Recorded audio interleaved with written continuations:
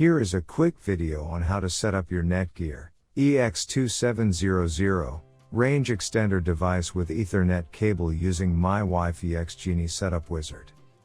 So without wasting any time, let's dive into the video. The first thing that you will need to do is take out your range extender from the box and plug it into an AC vault outlet. Wait till the extender is successfully booted up and the light on the extender becomes solid green from amber.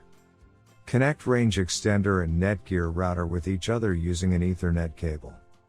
Make sure that your extender and router are in the same room during the setup process.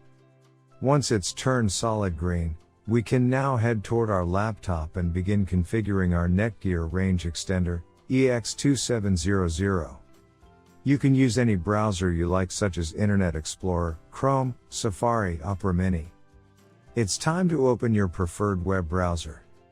Go to mywifiext.net if on Windows device, or mywifiext.local if on Apple device. In case using an Android device, go to 92.168.1.250.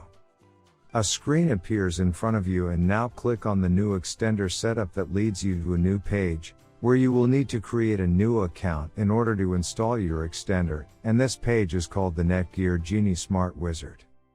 Now fill in all the necessary details, such as a valid email address, password, and once you are done, click on the next button. Now you had two choices, as you can either set up your range extender device as a range extender or as an access point. We are going to click on the range extender, and then it will scan for the available networks and give you a list of all the networks available.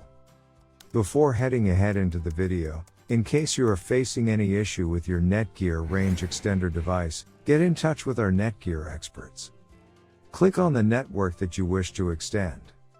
In my case, it's Netgear router, and then it would ask you for the password of your network, and all you will need to do is fill in the password of your existing network.